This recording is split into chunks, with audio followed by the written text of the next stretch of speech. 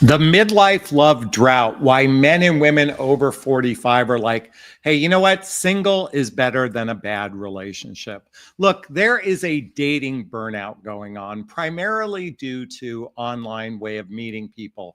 I mean, people have had enough. They're like, I am done. And they're operating from a different perspective because some people feel it's better to be single than in a bad relationship. And they're even saying things like, I'm happy being single. In fact, there's a new book out, or relatively new book, called The Relationship Recession, talking about how the sad reality is that there are more singles in the dating marketplace, or but let me reframe that. There are more singles than couples in a relationship. And if this is a problem, it's going to get worse. And I'm not suggesting that online dating is the fault of all of this, but there is an element to it where it's created a false sense of the belief, or it's created the paradox of choice. And if you're not familiar with the paradox of choice, can someone write this in the chat box? Paradox of choice TED Talk. I want you to go watch it after this video so you can understand how we're in this dilemma of we think we have all these options because of online datings instead of the scarcity way that it used to be in relationship. In other words, there was a limited pool to choose from and that was it. But there's more to this problem than that, and I can share from personal experience. Folks, after my divorce, what was it, 17 plus years ago, I was addicted to online dating. Back when online dating was kind of in its infancy. And in 1 year, I'd go out on a date, meet a really nice woman. It was a great date, but something wasn't right. I'd meet another woman, great date, something wasn't right. Meet another woman, great date, something wasn't right. And you know what happened after 100 dates in 1 year? And I swear to God, I was literally going out with 2 people a week. I looked in the mirror and then said, you know what the problem is? It's not the women. I kept blaming the women for everything. I was the problem. And it took me a while to recognize that I must work on myself. And we're going to dive into this conversation today. You see, women have a habit of blaming men. Men have a habit of blaming women. Men are saying the problem with relationships are that we need to go back to some traditional form. Men are going their own way. Women are complaining about how men are commitment phobic and they all care about sex. And while there's truth to a lot of the rhetoric, who gives a fuck what's going on for everyone else? I want you to care for what's going on with you. So give me a second. Allow me to read an article I just wrote that I'm going to publish, but I think you'll get an idea of where we're going today. So give me a second. Okay. And it's called The Midlife Love Drought. All right, let's talk about the elephant in the room, or rather the sea of single people over 45 years old who are choosing Netflix and takeout over another night of an awkward small talk with a stranger who forgot to mention that they're still married or in a relationship. We're in an era where divorce rates are soaring like overpriced avocado toast, especially for the second and third marriages. That's for those of us in midlife. It's like the universe is throwing a giant middle finger to the idea of happily ever after. And the fallout, a whole lot of people between the ages of 45 and 70 who are saying, you know what? I think I'm going to pass. Because here's the thing, dating sucks. You know it, I know it, and we've been through the ringer of marriages followed by emotional wipeouts. Then the thought of putting yourself out there sounds about as appealing as stepping on a Lego in the dark. Sure, plenty of us still want love, but there's a reason why so many are choosing singledom over the dumpster fire of modern dating. It's called emotional self-preservation. After all the heartbreak and the ghosting and sorry, I'm just not ready for a relationship from someone whose dating profile screamed ready for a relationship, it's easier just to say no. And here's the kicker. It's not just the loneliness that people are feeling. It's the frustration. It's the grief. It's the anger. It's that stubborn ache of unmet expectations and the exhaustion of trying to force something real in a world of surface level swipes and casual encounters. Let me repeat that last line. It's the stubborn ache of the unmet expectations and the exhaustion of trying to force something real in a world of surface level swipes and casual encounters. But here's the spicy truth. Real love is still out there. It's just the old methods of finding it aren't cutting it anymore. What people really need isn't more swiping or shallow advice. They need healing, courage, and willingness to risk their hearts again. And what? That's a whole lot. That's a whole lot harder than just downloading another app. Okay. I'd be curious to hear what you thought of my article, but we're going to dive into this really deeply because when I wrote my book, What the Heck is Self-Love Anyway? A Journey of Personal Development, Self-Help, and Spiritual Work. There's a link below to get a copy of all the books I'm going to be recommending. This isn't a dating and relationship book. This book was really to explore how I created the emotional scaffolding to navigate the loss of my 19-year-old son. Many of you know I lost a child 6.5 years ago. There's a picture of Connor with his brother Colin. When I lost my son, remember I told you about those 100 internet dates and how I realized I was the problem? Well, back in about 2008, 2009 is when I began my personal development, self-help, spiritual journey, which included therapy to better prepare me, emotionally speaking, for probably the worst crisis that ever happened in my life was the loss of my son. And why I'm sharing this with you today is dating and relationships trigger our shit like nobody's business. It triggers our stuff. And so first, the reason why we do inner work is to better prepare us for relationships, but more importantly, to better prepare us to be okay being by ourselves. Because the reality is, you know what? It sucks not having a partner. There, I said it. It sucks. It sucks not being with someone who sees you, who you feel safe with, who you can be your authentic self. It'd be great to have that. But here's the thing, just like a client I spoken to just a few minutes before our coaching or before this video. You know what? She built such a life for herself that she doesn't need a partner to feel good about herself. You see, sadly, and I am guilty of this, folks, I am guilty of what I'm about to share with you. I am so guilty of this. I am guilty of, I need you to love and validate me so I can feel good about myself. I'm going to own, folks, that on some level, I think my entire life, I've looked at a relationship, a romantic relationship, to rescue me from my deepest, darkest shame is I don't feel good enough, I don't feel lovable, and I don't feel likable. And so I've been on a journey to work on that stuff. And this isn't easy stuff. Let me tell you something. This is not for the faint of heart. And guess what? The beauty of this is every relationship I've had until this point has been preparing me for the next evolution of who I am. So I invite you all right now, and if someone can write this in the chat box, I want you to look at every one of your past relationships and ask yourself, look inward and say, what positive things about myself did I learn in this experience? I want you to reframe every past relationship and reword it as an experience. I'm going to repeat that. What positive things about myself did I learn in this experience? The second question, how have I healed through this experience? How have I healed that little kid inside of me that has felt unlovable, unseen? Have you healed? The third question I'm going to ask you, invite you to ask yourself, what was good about each relationship? I want you to look back because there was a reason why you chose those past relationships. Find the good, and most important, find what you're most grateful for. That's the fourth question. What am I most grateful for?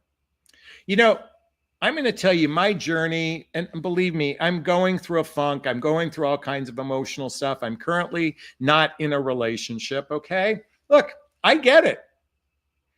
But you know what? Inner work is not for the faint of heart. I'm going to invite you all to read a book This book will be life-changing. It's called The Untethered Soul by Michael Singer. Can someone write that in the chat box? The Untethered Soul by Michael Singer. Now, here's your instructions. Number one, only read one chapter in any sitting, whether it's the audio or written version. Only read one chapter, okay, at any one sitting. This is like spaghetti in quicksand, in the Marianas Trenches, okay? It's that deep, okay? The Untethered Soul by Michael Singer.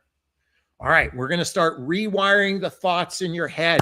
Then we have to learn better communication skills. I'm going to tell you, most humans gaslight themselves believing that they're good at communication. Let me tell you something. Most everybody is so poor at communicating in these two areas. I'm going to invite you to read the book, Nonviolent Communication by Marshall Rosenberg. Now, take out the reason why it's called this book, why it's called Nonviolent, because we oftentimes communicate in a confrontational way.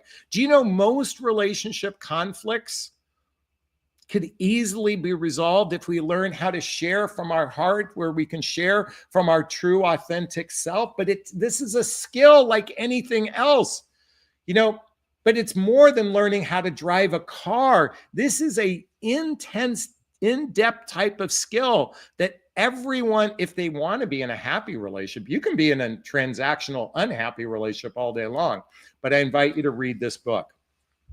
Now, a huge thing you have to recognize, please understand, we oftentimes have felt like we're in love with somebody when it was insecure attachment. Someone write the words insecure attachment. Okay? Insecure attachment. If you're not familiar with the book Attached by Amir Levine and Rachel Heller, also the book Wired for Love by Dr. Stan Tatkin, I highly recommend reading these books. Again, all the books I've listed are below. Let me tell you why. Because we've been indoctrinated. Everything we've learned about relationships is wrong. We are so clueless, believing that chemistry equals relationship success. And guess what? We oftentimes attach to another human being in an insecure way. And it's no wonder it's a clusterfuck out in the dating marketplace. So read these books, Attached and Wired for Love, to understand how you operate in relationship. And most importantly, I can't begin to stress this enough, reading the book Emotional Intimacy by Robert Masters. Folks, if you want to have a healthier relationship, it's going to start by looking inward. It's going to start by going inward.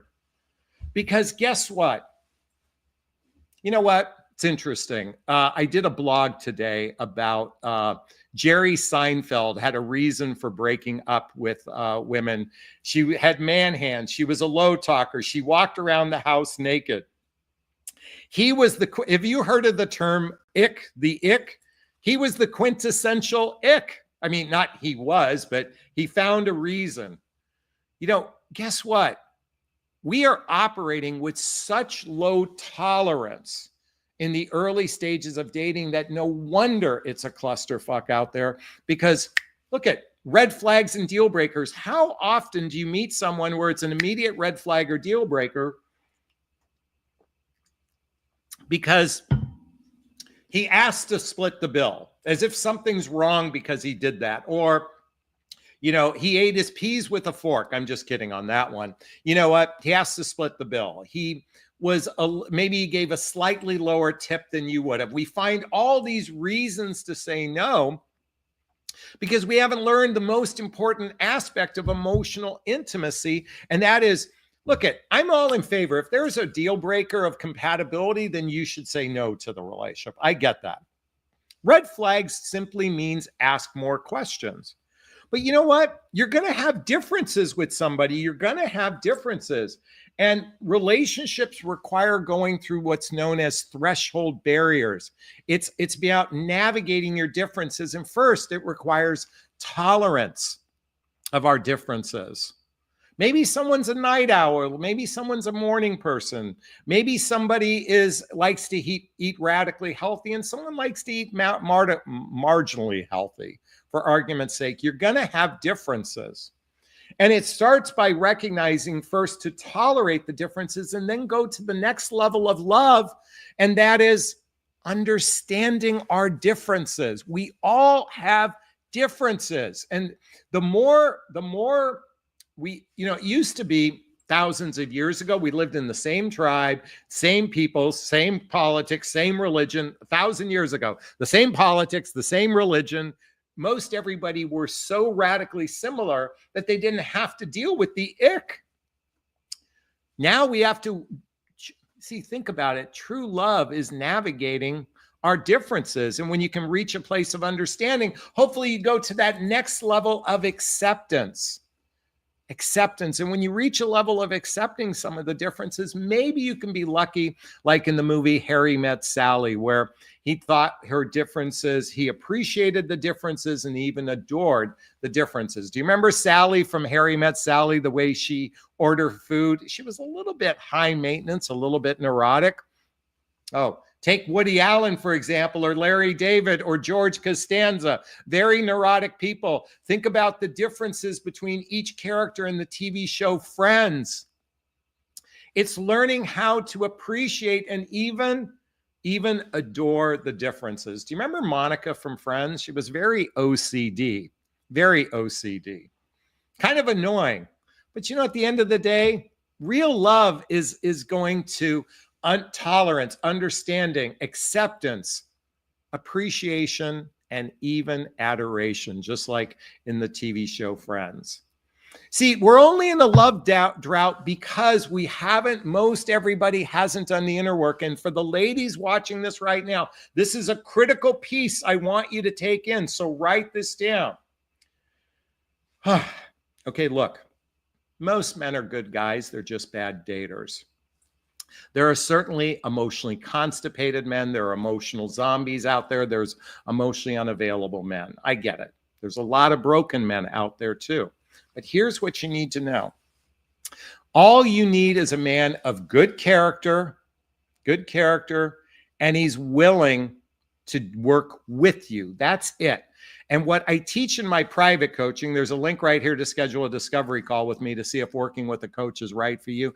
I teach you the questions to ask in the very early stage of dating based on your personality, because this is all based on your personality, of how to determine, is this guy open and willing, or is he a closed book and you're dealing with a potential, nightmare, if you will. Not nightmare, bad dream, okay? Bad relationship. And if you need some support with that, again, there's links below to schedule a discovery call with me to see if working with a coach is right for you. My whole area of expertise is to help you work from the inside out. Most importantly, and I got to tell you something, ladies, and I do work with men now too, getting to our authentic self, it's not for the faint of heart. It takes ninja level effort. But here's the good news. Once you get there, whether you find a relationship or not, you're going to be in such a good place that you become a magnetic attractor for what you want. Is this sinking in? Is this resonating with you? Please let me know. I'd like to hear your thoughts on what I just shared. Post a comment below. I do my best to read them all in the first 24 hours. If you found value in this video, please hit that like button. Please share this video. Please subscribe to my channel. Hit that notification bell so you can be notified of new videos. And if you want to connect with me directly, there's links below to schedule a discovery call with me to see if working with a coach is right for you. There's a link to join my group called Midlife Love Mastery, where you can have direct access to me on a regular basis for $20 a month.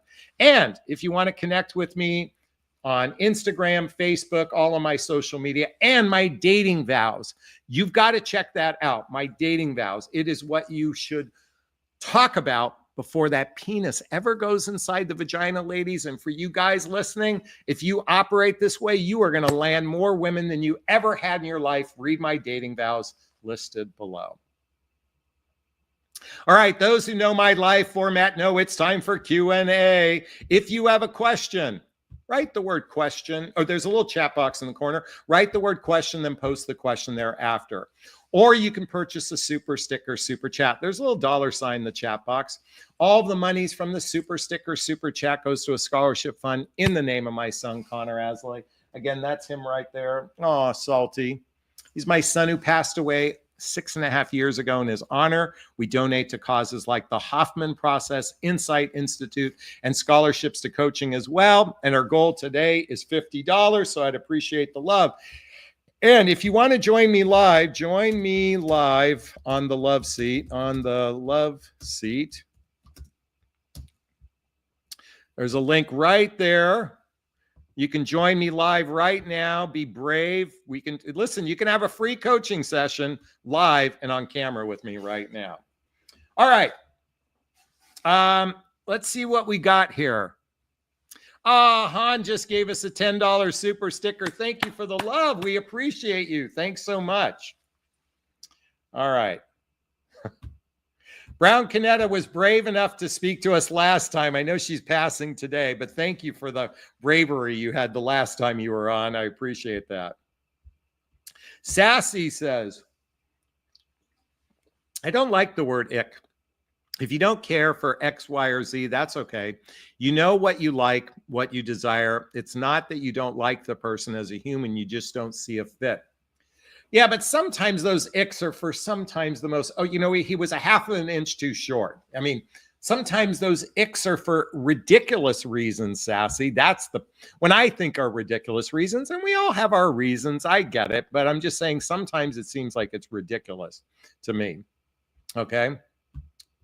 Those 3 questions about relationship, I've asked myself for a while. This is one of the questions I ask a man when I start dating them. These are great questions to ask someone when you begin first dating them. So I get that. All right. Who's brave enough to join us on the love seat and or ask a question? Come on, someone ask questions. Otherwise, we're going to have a very short conversation. What'd you think about the conversation? Midlife, love, drought. I think there's a recession in relationships today. I think we now have more singles in the dating marketplace or in the dating environment than we do have people that are either in a relationship or married. And I think that's only going to keep getting, that number is just going to keep growing. Okay, Betty's just jumped in. All right, question. What are your top 5 questions you ask a woman when you start dating them? How much money do you have in the bank? What types of sex do you like? One of the first things I want to determine if we have a shared passion in, I have a big passion in personal development, self-help, and spiritual work.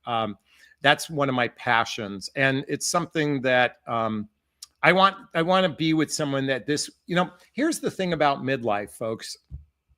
See, many of my contemporaries who are dating relationship coaches, they got married, in their 30s. They were, they followed the script I grew up with. Go to college, get a job, meet someone, get married, buy a house, start a family. So their shared passion is making babies and raising children. So everything is centered around family. For those of us in midlife, see, we oftentimes don't know what our shared passion is. And this is why relationships fail, because without a shared passion, then you're just roommates who maybe have sex. So it's determined. So my biggest passion is personal development, self-help, and spiritual work. And I want someone who shares that because it represents such a large part of my life. Because if they didn't share it, I don't know what we'd talk about. So for me, that's the most important question. Also, I want to determine how much therapy they've done to heal from their childhood wounds and adult traumas. So for me, that's one of the most important questions to ask. Jahala wants to point out, we're not risking our peace. Yeah, I think we have to date with an open mind, going out on a date with an open mind. But I like pre-qualifying a person well before ever meeting them. I like spending a couple telephone calls, even a Zoom call, to determine if we're on the same page, because without it, Listen, the reason why I went on 100 internet dates that first year after my divorce was because I didn't know what I wanted. I didn't, I was just chasing chemistry equals relationship success. I realized that after 100 dates, the problem wasn't the women, the problem was me. And so, but I've been grateful to, by the way, I've been very lucky. I've experienced pretty wonderful people in my life. I think they would say the same about me. I would think even most of the women that it didn't go past the second or third date, I would hope that they thought I was a good person. I hope so. But for the few relationships that I've had, we've been able to end it shaking hands. And I think that's a testament to the personal development, self-help, spiritual work, and therapy I did so I could show up as an emotional grown-up, which I'm inviting you all to do the same. All right. Hey, does anyone want to join the love seat? Look, if we don't have questions come in, we're going to wrap up really early. And I usually, most of you know, I like to go an hour. So, hey, I need some content. Give me something to talk about. Ask me a personal question. If you want to ask me a personal question, ask me anything right now. Let's take advantage of this time that we have together. But I don't see any chats coming in. So, all right, Joe Daisy is brave enough to ask something. By the way, please, more questions. All right. I hear conflicting information about having sex with a person too soon. I'm on board, though. It's not the popular choice among many. What do you think? I have mixed feelings about this. So, sex actually rather quickly can catapult a relationship. It's a great way to bond with someone. Believe me, I'm not advocating this. I'm just suggesting one school of thought. I do believe that it takes time to nurture and build a true connection with someone. And if you have a propensity to get attached to someone through sex and you've had disappointing experiences one after another, if you can't operate from a detached place, then I would say it takes time to build trust. Usually it takes about, somewhere between 7 and 10 face-to-face meetings, and it takes about 100 hours of face-to-face time just to build the first layer of trust. So, you have to do what's right for you. I know people who have met, had sex on the first date, and they went off to have, wonderful relationships. I know people that waited 3 months to have sex, and the sex sucked, and they were like, one person just lost interest. I mean, you got to do what's right for you. I do believe in being safe, okay, with each other, feel comfortable, learn each other's real intentions, do your due diligence. I'm a big proponent of that, but I'm not here to judge when you have sex because, like I said, I know people have sex on the first date and they've been married for 30 years. And I know people that waited till marriage to have sex and it imploded within 3 months. Okay. All right. RM Bell says, are you taking a dating break? So, here's the thing. As many of you know, I briefly dated someone in the beginning of the year, and we've transitioned to more of just being friendly with each other. We're not exploring a long-term relationship, okay? Joe, I see that you've just logged on. I'll get to you in a second, but your camera needs to be turned on, Joe. Okay, so what I've decided since this experience with her, I have no interest to actively looking for somebody right now to be in relationship. That's not to say, hey, look, if someone falls in my lap, so to speak, and we're a perfect fit for one another, I am not rejecting it, but I'm taking a break from the active looking. The active looking today with swiping and such, it's just exhausting. So to answer your question, I'm not actively looking, but I'm certainly open that if someone special lands in my life and we are a good fit for each other and we seem like we're interested in each other, I'm totally open to anything. Okay. All right. Great question. Thank you. All right. Joe's in the house. Joe, can you hear me? Yes, I can. Okay. Your camera's not on. Is that for a reason? Yeah. I'm not. Okay. I'm not decent right now. Not Okay. completely decent. All don't want right. Well, listen, let's talk to you. We got a guy in the house, ladies. I don't want to offend any of your viewers. So, what I learned, you were asking earlier about what you learned from your past relationships, Okay. and I learned that I was too generous. I was too nice, and my generosity was taken for granted. Okay. It happened a number of times. Okay. So you know what? So I decided I'll I'll go, I'll go very Can you easy. give us an example, Joe, of what too generous means or looks like? Well, the one that really hurt me losing a relationship was there was a lady that was had some medical issues, but she was a very nice lady, and I bent over backwards to help her with her medical situation to Okay. help her out. I got her a knee scooter. I took her to the hospital a few times. Even when I had to leave work early, just to accommodate her. And Okay. I really felt that this is the woman that I really want to be with. Okay. And unfortunately, um, she did not feel the same way. Okay. How long? Um, Okay. Really quickly, Joe, couple things. How old are you? I'm in my early 60s. Okay. And how old was she? What's the age difference? That was probably about a three-year age difference. Wasn't Okay. huge. And how far apart did the two of you live? Physically, I'd say about 15 miles or so. Okay. Now, 15 miles in Los Angeles can be a 1 hour driving. So, how far time wise were the two of you? Probably a good 30, 35 minutes. Okay. Okay. So, I just want, and how long were the two of you together? Um, a lot less than I wanted. Probably about 4 months or so. A lot less than you wanted. Yeah. Well, okay. So, did you end the relationship or did she end the relationship? She did. Okay. And what was her reason for ending the relationship? She never gave me an official reason, but I had a feeling at that point that maybe I wasn't the only guy in her life. Okay. But I don't know for sure. I never saw her with anybody else. She like the nicest lady you ever want to be with, Okay. the Okay. friendliest lady, and that's my So, guess. But we never had an official cutoff. It just okay. negative vibes came Okay. out. Okay.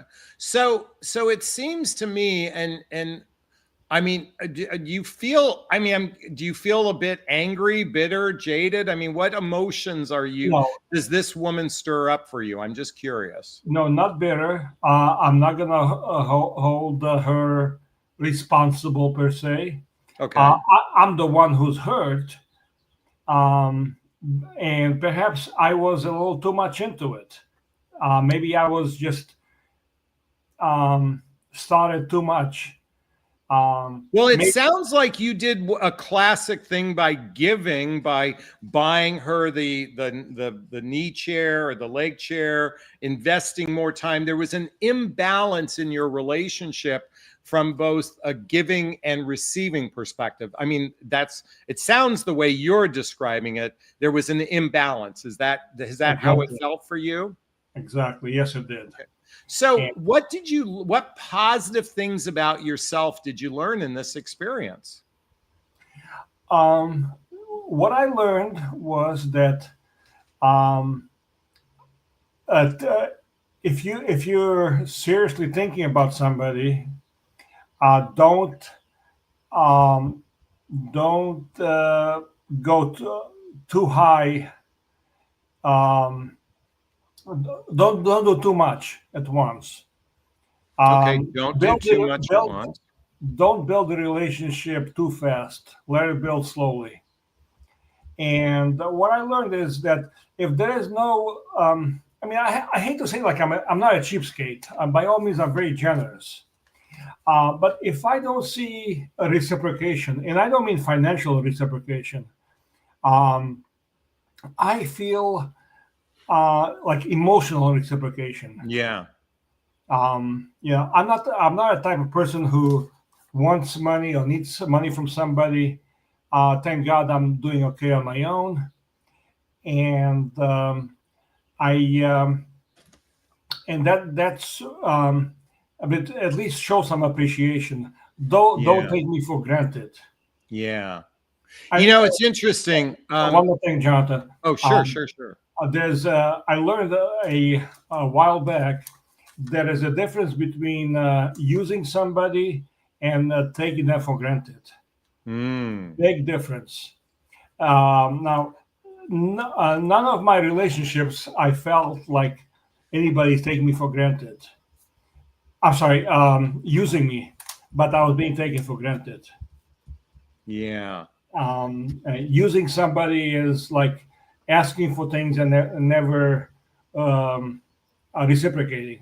Yeah. Being taken for granted is it's. Let me put it this way: uh, you you leave your dog at home all day. When you come back, the dog is gonna love you unconditionally. Okay. Yeah. You take your dog for granted that he's gonna love you no matter what. Well, this is the way I felt about it. That the last couple of women I was in a relationship with, I wouldn't even say complete relationship, a friendship with. Yeah. Um, I was being generous, and silently it was expected for me to be generous. Mm. Nobody took me. Nobody um, used me per se. I Everything came from my offering. Okay, Yeah. I offered to be nice. I offered to do things for her. She didn't ask for it, Yeah. and that's and it was painful. Yeah.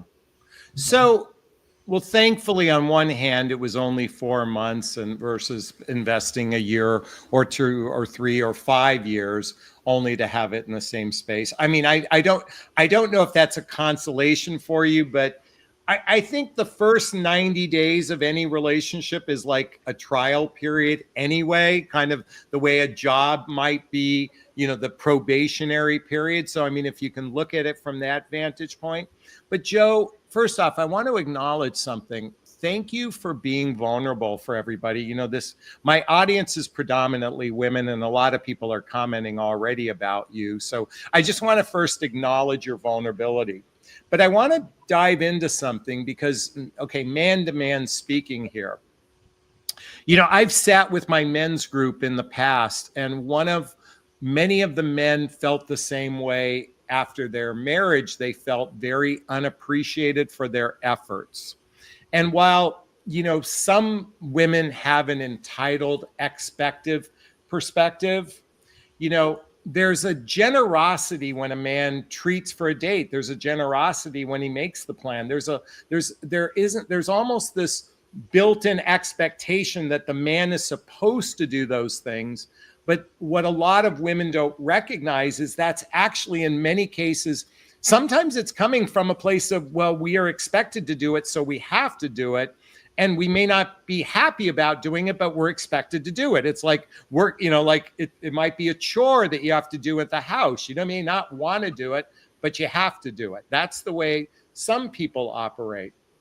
Other men come from a place of generosity, and one of their biggest frustrations I've heard from men repeatedly is not being appreciated for our efforts. Now, women also say the same thing, so this isn't singular to men, but I would say one of the biggest reasons why relationships struggle is what you just described as being taken for granted, not taken advantage of from a place of being used, as you were pointing out, but it's coming from a place of being taken for granted. So, one thing is, Joe, look at dating is a crapshoot to some degree. As I said before, there's a probationary period. And obviously, she wasn't the right person. Now, I suspect something, Joe. I bet you didn't do your proper due diligence during the process of getting to know her. One of the weaknesses both men and women have is they don't know how to do their homework. Now, will you be candid with us? Were the two of you physically intimate with one another? No, it never got to that point. Oh, so it never got to that point. No, Okay. and that was okay with me because I'm being super careful of who I get physically involved with. Okay. I'm an old-fashioned type of guy. Okay, Okay. and yes, I want intimacy, but I don't want to have the intimacy be part of it. Of um, of a letdown afterwards. I'm I want to be um, what should I say? I want to be in a love relationship where it's emotionally love, and the physical part can come later. Okay, or will come later. I'm patient. Okay, on one of my girlfriends going back many years. Um, it came to a point where we were being nice to each other and everything, and she was the one who initiated the intimacy, Okay. and I didn't want to push it because I didn't want to scare her away. Basically, it's like all that men want is sex and nothing else. I didn't want to do that, and I think in that case was probably a good 6 to 8 weeks after we started dating that she initiated intimacy. Okay. That was nice. I had no problem. We broke up for different reasons, Okay. nothing to do with that. But So let me propose something to you though, since you're respectful in this area and you're not driven by your libido, is it possible with this woman, and I'm just throwing out some ideas just to throw them up against the refrigerator and see if they stick. Maybe there was a lack of passion between the two of you. There wasn't that sexual chemistry, and maybe she was dating other people. Maybe there was that. I'm offering you to look inward and say, could that have been a possibility why there wasn't enough attraction and tension between the two of you? yeah, anything's possible. Okay. I can tell you that anything's possible. Again, I didn't want to be pushing her too much. Okay. I didn't want to push where if I start being a little demanding or too many questions or whatever, I didn't want to push her away. Well, let I me just, can wanted to I, build can a I, relationship with her. so can I offer something to you? Sure. Joe, if you speak from the heart, if you speak from here, you can't scare the wrong person if you speak from your heart. The wrong person might be scared, okay? But the Mhm. right person goes, oh my God, I've been waiting for you all my life. I've been waiting for somebody who will open up to me, that will be vulnerable, that will be authentic, that will be transparent. So I'm inviting you to step into that power of who you are. And don't be afraid of scaring someone away. You only scare the wrong person away. Yeah. Um, you And know, currently, what's going on is with me because of all the past history. I very seldom have a date now, and that's okay, by my choice. Um, because yes, I am picky person, absolutely, okay, and I won't deny it. And um, I what I'm looking for is not necessarily what how should I say it. I want somebody who's got a good heart, which hard to find. There's so much phoniness, especially in the LA area. oh, you're in Los Angeles? Yeah, Okay, we're simpatico there. I'm in Los Angeles. So yeah. I, um, I I would guess we're probably even neighbors, but I'm not going to go into that. So, but yeah, I've been following you for many, many years. Okay. So I know about you and your some of your best relationships. So, and so yeah, it it's a challenge. And you know what? I'm kind of like I said, I'm in my early 60s. Yeah. I'm kind of sort of if I had to stay single for the rest of my life, so be it. It's better to be single than to be in a miserable relationship. Well, that's the title of this video. Single is better than a bad relationship. And I think, you know what? And what you're describing actually piggybacks the conversation I want to have today is how do we cultivate that relationship within ourselves, and it's it starts by, I believe, if we can have good relationships with the people in our lives that we love, whether it's family or dear friends, is to cultivate those people that are preferably physically close to us and cultivate and nurture those relationships. I'm also a big believer of nurturing that little kid inside of us. That's where self-love is. Self-love is merely taking care of that emotional 6-year-old inside of us and say, hey, I've got your back, even though you're scared. And the fact that you're even watching my channel and you're curious and you're wanting to improve upon yourself, we've got to give a lot of props to that. And by the way, the fact that you were able to open up and share, and you've got women watching this video right now and they're commenting about you.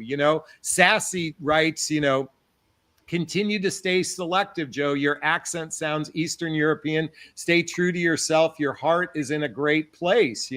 We're getting a lot of great comments. Thank you, Sassy. Let's see what else. J.A., you should introduce him to a sweet lady you aren't seeing anymore. That's a possibility, and we might need to talk about that since we're locals. Bianca says, thank you so much for opening up, Joe. Keep your spirits up, and sometimes you can meet the one when you least expect it. I am curious about something. Do you mind? Let's dig into her a little bit more. Sure. Where did you meet her, or how did the two of you meet?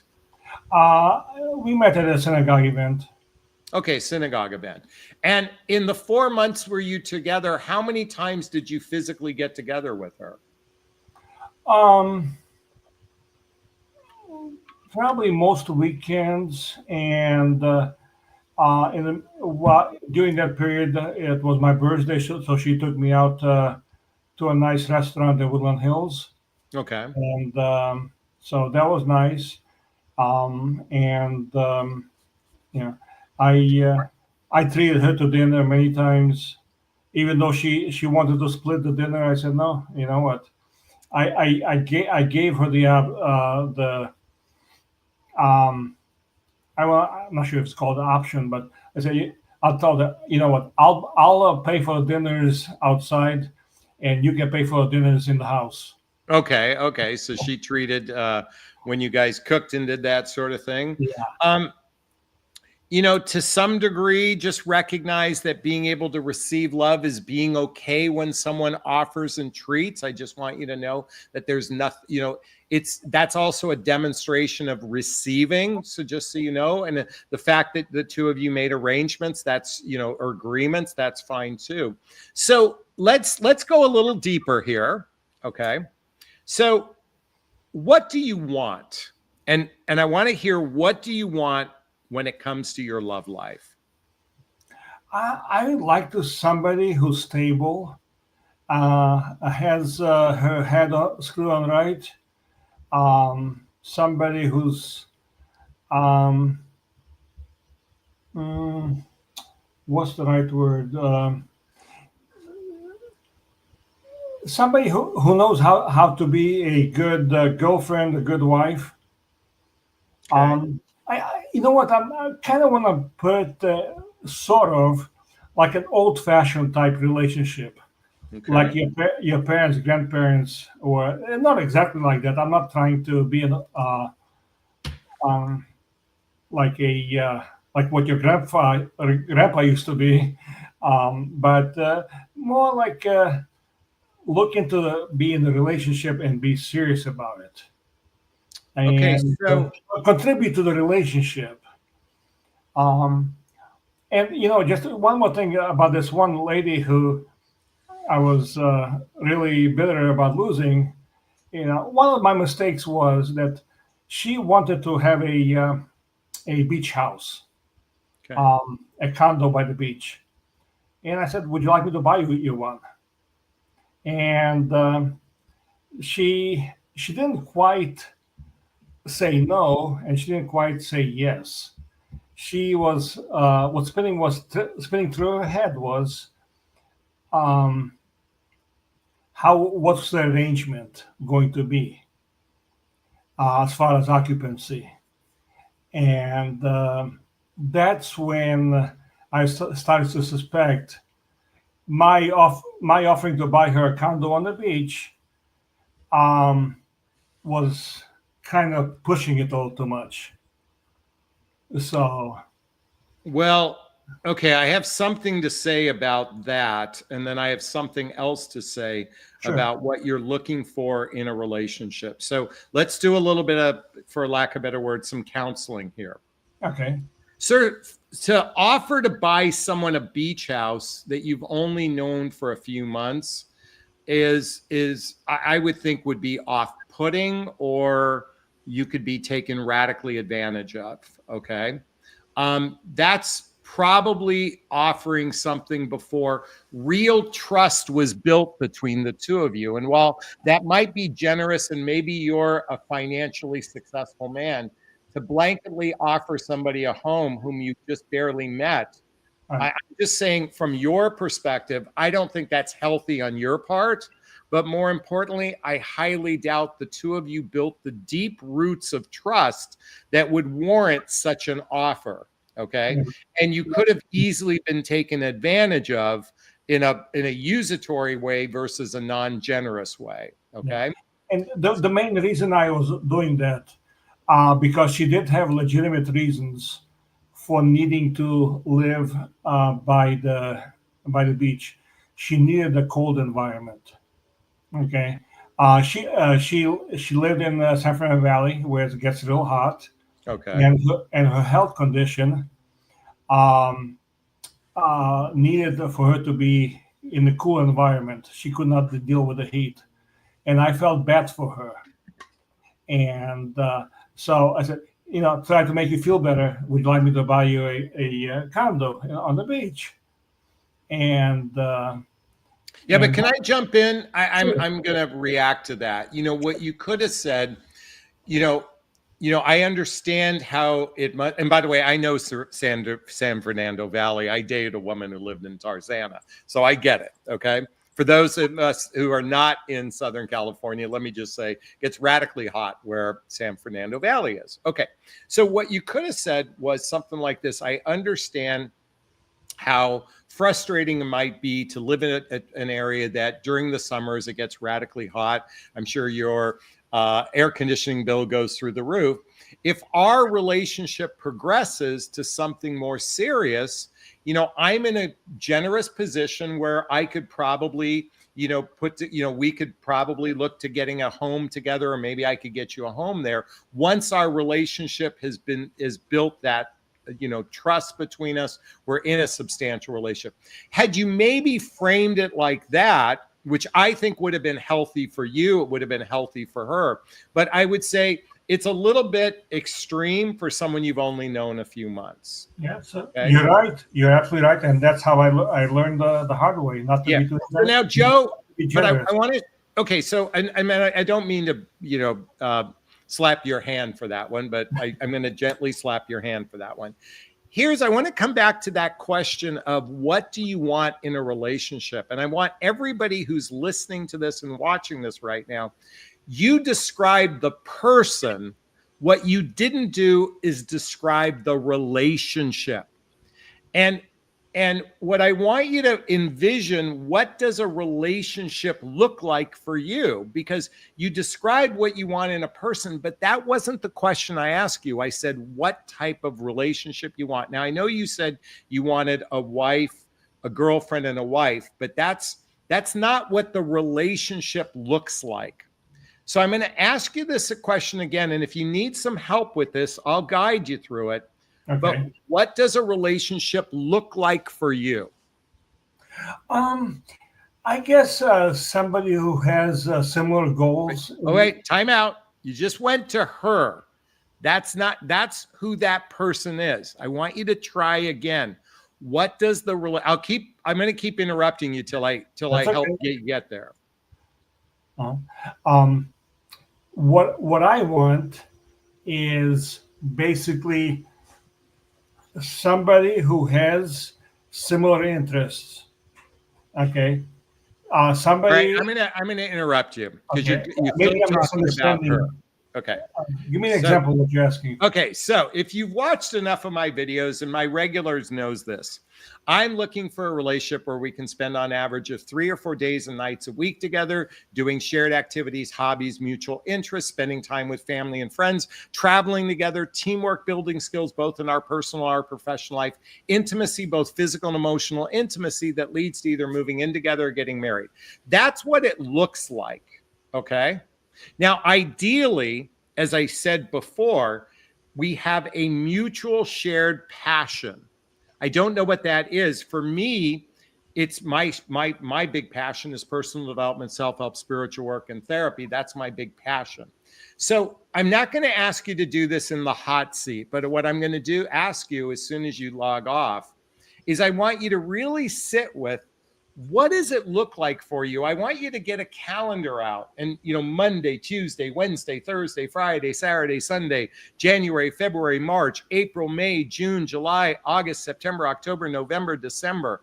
I want you to look at what it looks like for you. Okay. Mm-hmm. And I want you to visualize. I mean, even if you want to get a calendar out and write it down, even on a piece of paper, start to visualize, what are the two of you doing together? How are you bonding together? I want you to visualize this for yourself to create this we'll call it a vision, a mission statement for you. Because I think what's happening is you're operating from that old traditional vantage point. You want a wife and a girlfriend, and you and I are baby boomers. So we grew up with that: go to college, get a job, meet someone, get married, buy a house, start a family. But for us in midlife, and this is what I want to impart on you, women in midlife are not the same as when you and I were in our 20s and 30s.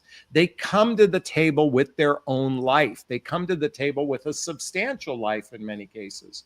So I want you to think about not your old traditional way, but look at it from the vantage point of blending with another person. And how can you create this blending of lives together? How can we create this together? I want you to start visualizing that, how we can do this together. And certainly you're a generous person, and hopefully you're with a woman who's a generous person, where you're both good receivers and givers of love, and operate from this place. And that's my invitation for you. Okay. Mm-hmm. Yeah, perhaps when I was describing, maybe because English obviously is not my primary language. Got it. And so I may be expressing similar to what you were saying, just in a different format. Okay, but I want you to think about it as a we and not just her. That's what I want you to, by the way, how we frame things do matter. And I recognize that. That's why I want you to come at it from the vantage point of a we instead of them. Okay. Mm-hmm. Well, listen, I appreciate you having the courage, the bravery to come on. For those that stayed this long, the reason why Joe's camera is off, he didn't feel decent right now, but I still appreciate having you on. You know what? We're local, so maybe we should connect together and break bread. Okay. Sure. Yeah, I'm in the valley. I think you're in the West LA area. No, I'm in Redondo Beach, so Oh, I'm a little bit. I thought you were in south of the airport. So, no, that's okay. Redondo's not far from me. all But right. yeah, Well, my friend, I'm going to reach into the camera and give you a big bear hug. Is that okay? absolutely. Thank you so much. All right, Joe. Thank you And for being on. We thank really. you to all the ladies who gave me the positive comments. Thank Oh you. yeah, there was a lot of good comments from them. So big props to them. Thank All you. right, Joe. Joe was really brave not only to come on, but he shared something very typical for men, and that is men who have felt used and men that have felt taken for granted. And he led with that in this particular circumstance. But as we peeled the onion to Joe, we realized that this is a person, like I've always said to you, ladies, there are good men out there. There are emotionally articulate men. There are men who are capable of a significant relationship. These men do exist. It turns out he met his previous relationship at a synagogue. So I would say, those places are a good place to go. Church, synagogues, that sort of thing. Go where people congregate together. And again, I want to give Joe some props. And some of the comments include, Joe, what a refreshing aspect on these things. Liz says, thank you, Joe. I wish you well. Brown Canetta's in the house. Thanks for being a great man. Alicia says it's challenging. It's been challenging meeting mature men who are not leading with sex and want me to pay for things too. I've been disappointed. Again, Joe is a perfect example. He didn't lead with sex, and he certainly was a generous person. Joe seems like a good man. RM Bells says Joe's very interesting. Nice to hear from you. Well, I think we got some value out of that conversation, don't you think? If you have something to share on our conversation with Joe or anything that I talk about, post a comment below. I'd like to hear your thoughts on everything. As always, if you find value in my videos, please hit that like button. Please share this video. Please subscribe to my channel and hit that notification bell so you can be notified of new videos. And if you want to connect with me directly, there's links below to schedule a discovery call with me to see if working with a coach is right for you. There's a link to join my group called Midlife Love Mastery. There's a link to follow me on Instagram and get all the books I recommend and to get my dating vows, all listed below.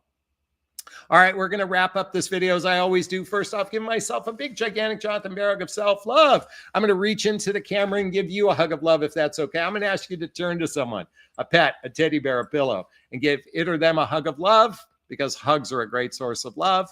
And let's face it, we could all use more love in our lives. I want to thank Joe Daisy and RM Bells, and I want to thank Han for the $10 super sticker. By the way, you still have a chance to donate to the Connor Asley Scholarship Fund. I want to thank Liz and Alicia and RN Lynn and Sunny Pie and Brown Canetta and Sassy and Sunshine and Gigi and everybody who was on tonight. And certainly we got to give props to Joe as well for being on. Big hugs from Joe to you, Joe. Thanks, everyone. Wishing you all a super duper wonderful evening. Bye now. Bye-bye.